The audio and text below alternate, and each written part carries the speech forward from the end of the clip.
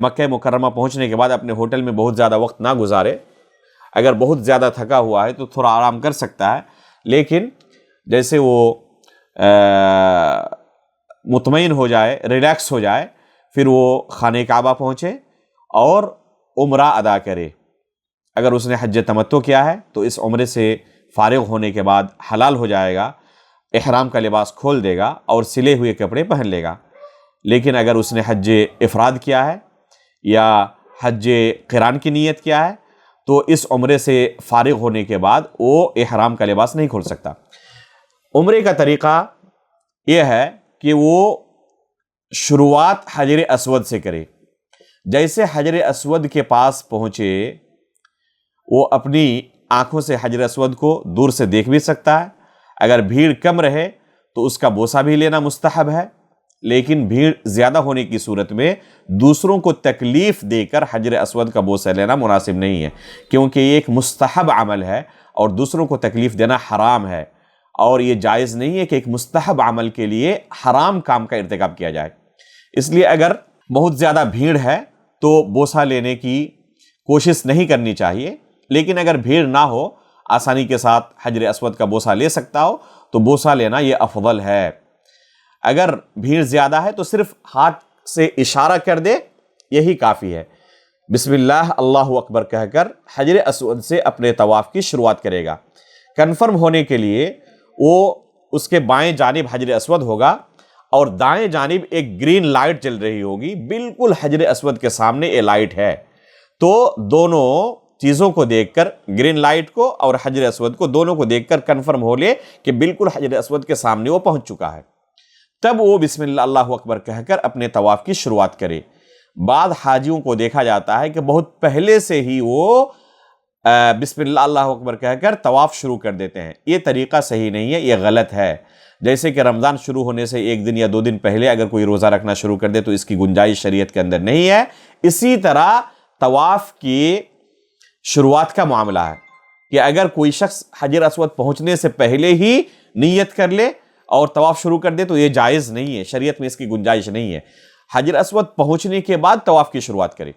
اس کے بعد وہ جتنا زیادہ ممکن ہو سکے ذکر و اذکار کرتا رہے، اللہ رب العالمین سے دعائیں کرتا رہے. طواف کی کوئی خاص دعا شریعت کے اندر وارد نہیں ہے سوائے ایک دعا کے، جسے رکن یمانی اور حجر اسود کے درمیان پڑھا جانا مشروع ہے. وہ دعا ہے ربنا آتنا فی الدنیا حسنہ وفی الآخرۃ حسنہ وقنا عذاب النار. جب رکن یمانی پہنچ جائے تو اس دعا کو پڑھنا شروع کرے. حجر اسود تک اس دعا کو ہی جتنی بار ہو سکے پڑھتا رہے. اس کے بعد جب حجر اسود پہنچ گیا تو پھر وہ نئے چکر کے لیے اللہ اکبر کہے گا، ہاتھ کا اشارہ کرے گا، اللہ اکبر کہے گا اور پھر ایک نیا چکر شروع کرے گا. اس طرح کل 7 چکر وہ طواف کرے گا. طواف کے دوران خانہ کعبہ کو دیکھنے میں کوئی حرج نہیں ہے، جائز ہے. طواف کے دوران یہ داہنا کندھا جو پہلا طواف ہے جسے طواف قدوم کہتے ہیں، اس وقت یہ داہنا کندھا کھلا ہوا رہے گا اور اس کے نیچے سے احرام کے چادر کو حاجی گزارے گا، کندھے کو نہیں ڈھانپے گا. اس کو عربی میں اضطباع کہتے ہیں. یہ مستحب ہے، اگر کوئی ڈھانپ لے تو گنہگار نہیں ہوگا، لیکن مستحب یہ ہے کہ یہ حصہ کھلا رہے پورے طواف کے دوران، یہاں تک کہ 7 چکر پورا کر لے. بعض حجاج کو دیکھا جاتا ہے کہ ہر طواف کے لیے الگ الگ دعاؤں کے پڑھنے کا وہ اہتمام کرتے ہیں. یہ طریقہ صحیح نہیں ہے. طواف کی الگ الگ دعائیں ہر چکر کے لیے یہ ایک اپنی طرف سے تیار کردہ عمل ہے. شریعت نے ہمیں اس کی تعلیم نہیں دی ہے، اور چونکہ دعا ایک عبادت ہے اور وہ بھی خصوصی حالت میں یہ حاجی یہ دعا کر رہا ہے، تو اس وجہ سے علماء نے اسے بدعت قرار دیا ہے کہ ہر چکر کی الگ الگ دعائیں بعض حجاج جو پڑھتے ہیں یہ جائز نہیں ہے بلکہ یہ بدعت ہے. اسی طرح بعض حجاج کو دیکھا جاتا ہے کہ اجتماعی شکل میں اونچی آواز میں وہ دعائیں پڑھتے رہتے ہیں. یہ طریقہ بھی صحیح نہیں ہے. ایک تو اجتماع کی کوئی دلیل نہیں ہے، دوسری بات کہ اس طرح اونچی آواز سے پڑھنے کی وجہ سے دوسرے جو طواف کرنے والے حجاج کرام ہیں ان کو کافی پریشانی ہوتی ہے، کافی وہ ڈسٹرب ہوتے ہیں، اور کسی دوسرے کو اس جگہ پر، اس پاک سرزمین پر ڈسٹرب کرنا، تکلیف دینا، پریشان کرنا بالکل بھی جائز نہیں ہے۔ اس لیے اپنے طور پر ہر انسان کو چاہیے کہ وہ اللہ رب العالمین سے دعا کرے، اللہ رب العالمین سے مانگے۔ یہاں پر اپنی زبان میں بھی کوئی چاہے تو دعا کر سکتا ہے، اس میں کوئی حرج نہیں ہے۔ عربی زبان میں اگر مأثورہ دعائیں پڑھ رہا ہے یہ افضل ہے، لیکن یہ ضرور دیکھ لے کہ اگر مأثورہ دعائیں پڑھ رہا ہے تو وہ دعا وہاں پر مناسب ہے یا نہیں ہے، طواف کے دوران اس دعا کا پڑھا جانا مناسب ہے یا نہیں ہے۔ ایسا نہ ہو کہ مأثورہ دعاؤں کے پڑھنے کی وجہ سے وہ بعد ایسی دعائیں پڑھ لے جو وہاں پر پڑھنا مناسب نہیں ہے، یا اس کے لیے یہ دعا پڑھنا مناسب نہیں ہے۔ مثلا کوئی بیت الخلاء میں داخل ہونے کی دعا طواف کرنے کے دوران پڑھے تو یہ بالکل غیر مناسب ہے کہ بیت الخلاء والے دعا آپ طواف کے دوران خانہ کعبہ میں پڑھیں۔ تو اسی طرح اور بھی بہت ساری دعائیں شرعی طور پر جائز ہیں، خاص اوقات میں پڑھنے کے لیے شریعت نے ہمیں ترغیب دی ہے، تعلیم دی ہے۔ ان دعاؤں کو انہی جگہوں پر انہی اوقات میں پڑھنا مستحب ہے۔ خانہ کعبہ کا طواف کرتے وقت ان دعاؤں کا پڑھنا مناسب نہیں ہے۔ اپنی زبان میں بھی کوئی دعا کرنا چاہے اس کی بھی گنجائش ہے، البتہ یہاں پر رفع یدین کرنا یہ ثابت اللہ کے رسول سے نہیں ہے۔ یہ دعائیں بغیر ہاتھ اٹھائے کی جائیں گی، اجتماعی شکل میں بھی نہیں، انفرادی شکل میں اپنے اپنے طور پر جو اپنے لیے جو کچھ مانگنا چاہے اس کی گنجائش ہے۔ بکثرت اللہ رب العالمین کو یاد کرنا چاہیے، اپنے گناہوں کی بخشش طلب کرنی چاہیے، گناہوں سے توبہ کرنا چاہیے۔ اگر کوئی قرآن کی تلاوت بھی کرنا چاہے اس کی بھی گنجائش ہے۔ اگر ضرورت پڑنے پر کوئی اپنے کسی بھائی سے بات چیت کرنا چاہے اس کی بھی گنجائش ہے، جائز ہے کہ وہاں پر کوئی ضرورت کے بقدر بات چیت کرے۔ البتہ دنیاوی گفتگو میں طواف کے دوران مشغول ہونا بالکل مناسب نہیں ہے۔ یہ آپ کا وقت انتہائی قیمتی وقت ہے، اور اس قیمتی وقت کو دنیاوی شور و غل کے لیے اور دنیاوی معاملات کے لیے برباد کرنا انتہائی بد نصیبی اور محرومی ہے۔ اس لیے انسان کو چاہیے کہ زیادہ سے زیادہ اللہ رب العالمین سے یہاں پر دعا کرے، نیک دعائیں کریں، مناسب دعائیں کریں، خصوصاً اپنے گناہوں کی بخشش طلب کریں، اپنے گناہوں سے توبہ کریں۔ اس طرح 7 چکر تک آپ کو کرنا ہے۔ ہر چکر میں جب آپ حجر اسود تک پہنچیں گے تو اللہ اکبر کہہ کر نئے چکر کی شروعات کریں گے۔ اس طرح جب 7 چکر پورے ہو جائیں تو آپ کا طواف مکمل ہو گیا۔ اس کے بعد 2 رکعت نماز پڑھنا مستحب ہے، واجب نہیں ہے، مستحب ہے۔ یہ 2 رکعتیں اگر مقام ابراہیم میں ادا کی جائیں تو افضل ہے۔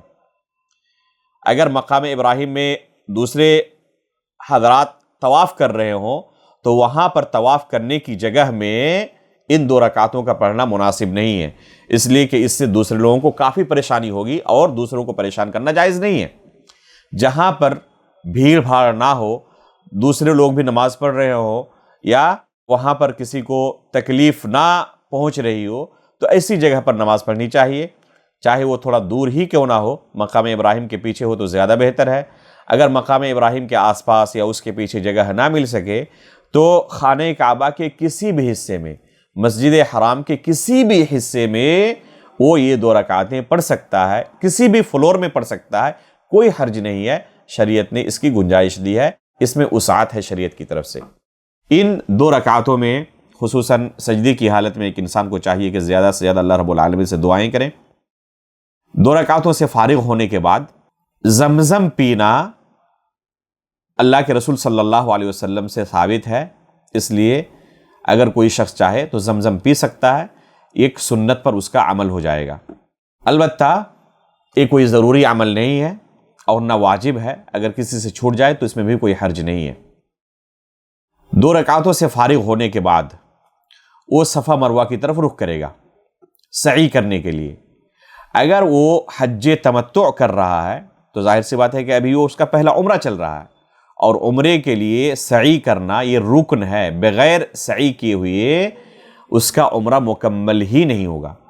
اور اگر وہ حج افراد یا حج قران کر رہا ہے تو اس کے پاس اختیار ہے طواف سے فارغ ہونے کے بعد چاہے تو سعی کر لے، یا پھر طواف افاضہ کے بعد بھی چاہے تو وہ سعی کر سکتا ہے۔ حج قران کرنے والے اور حج افراد کرنے والے کے لیے گنجائش ہے کہ صرف ایک مرتبہ وہ سعی کرے، چاہے وہ سعی طواف قدوم کے بعد ہو یا طواف افاضہ کے بعد 10ویں تاریخ کو ہو، یا جب وہ طواف افاضہ کرے 10ویں تاریخ کو نہ کر سکے بعد میں کرے تو طواف افاضہ کے بعد وہ اگر سعی کر لے تب بھی چلے گا۔ اگر طواف قدوم کے بعد اس نے سعی نہیں کی ہے تو اس میں کوئی حرج نہیں ہے۔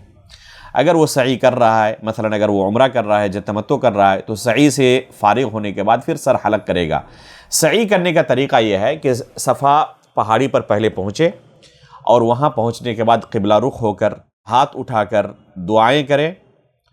خصوصاً سعی کے شروع میں اللہ کے رسول صلی اللہ علیہ وسلم سے ایک دعا ثابت ہے۔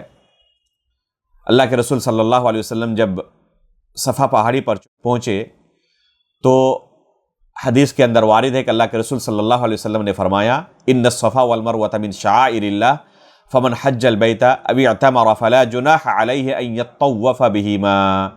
اس آیت کی تلاوت کے بعد اللہ کے رسول نے کہا ابدأوا بما بدأ اللہ بہ، اللہ تعالیٰ نے جس پہاڑی سے شروعات کی ہے اس آیت میں اسی پہاڑی سے میں بھی شروع کروں گا۔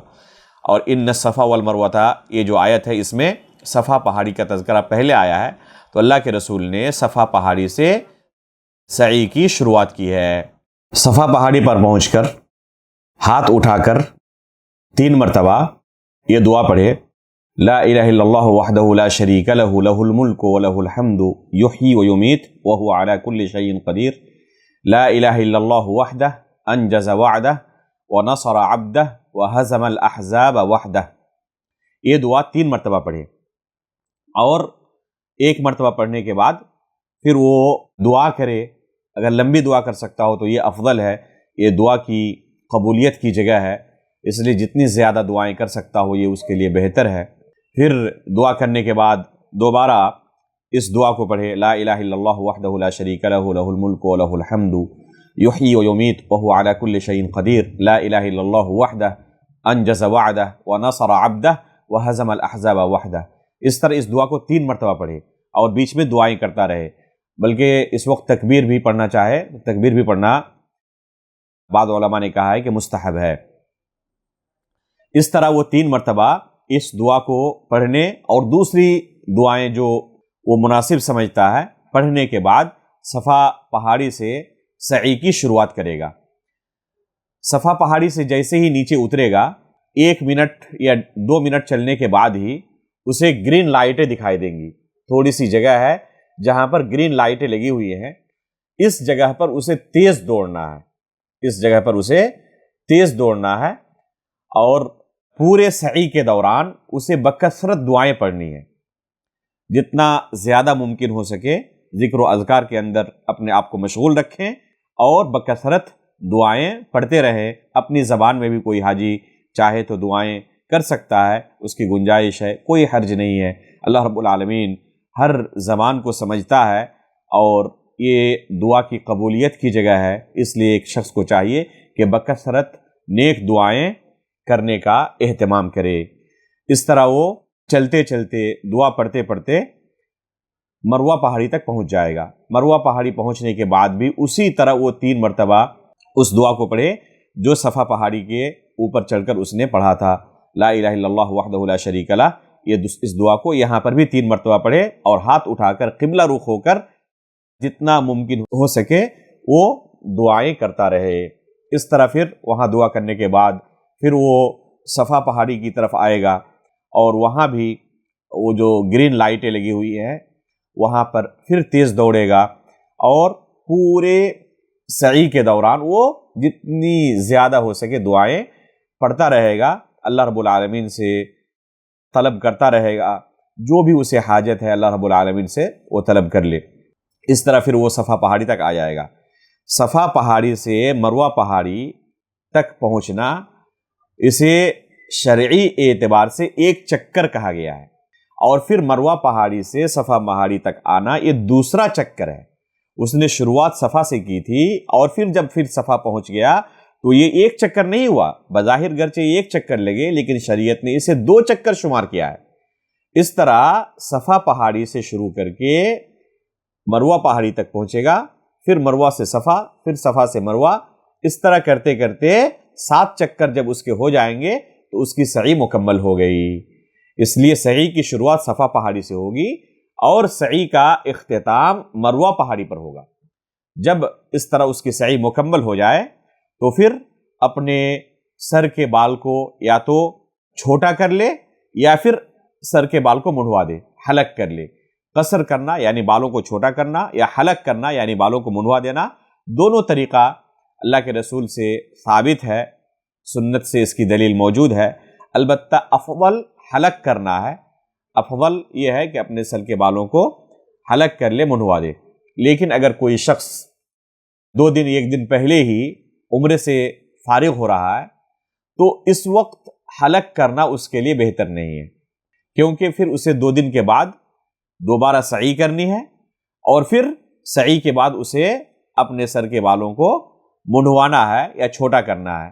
اگر 2-3 دن پہلے ہی وہ حلق کرا لیتا ہے، منڈوا لیتا ہے، تو پھر اس کے سر پہ بال ہی نہیں رہیں گے، پھر وہ کیسے وہ حلق کرائے گا یا پھر سر کے بالوں کو کیسے کاٹے گا، ایک مسئلہ پیدا ہوگا۔ البتہ اگر اس طرح وہ حلق کر لیتا ہے تو یہ کوئی گناہ کا کام نہیں ہے، البتہ افضل نہیں ہے کہ اس وقت حلق کرائے۔ اگر کوئی کر لیتا ہے یا کسی کے سر پہ پہلے سے ہی بال نہیں ہے تو وہ شخص بھی استرے کو اپنے سر کے اوپر پھیر لے گا۔ اگر 1-2 دن پہلے حلق کرایا ہے تو ظاہر سی بات ہے کہ سر پر ابھی بال نہیں ہوں گے، وہ شخص بھی حج سے فارغ ہونے کے بعد، حج کے اندر سعی سے فارغ ہونے کے بعد اپنے سر کے اوپر استرا چلا لے گا۔ اس طرح اس کا عمرہ مکمل ہو گیا۔ اگر حج تمتع کر رہا ہے تو اس کے بعد وہ احرام کا لباس کھول دے گا۔ اب اس کے لیے وہ تمام چیزیں حلال ہو جائیں گی جو احرام کی حالت میں اس کے لیے حرام ہو گئی تھی۔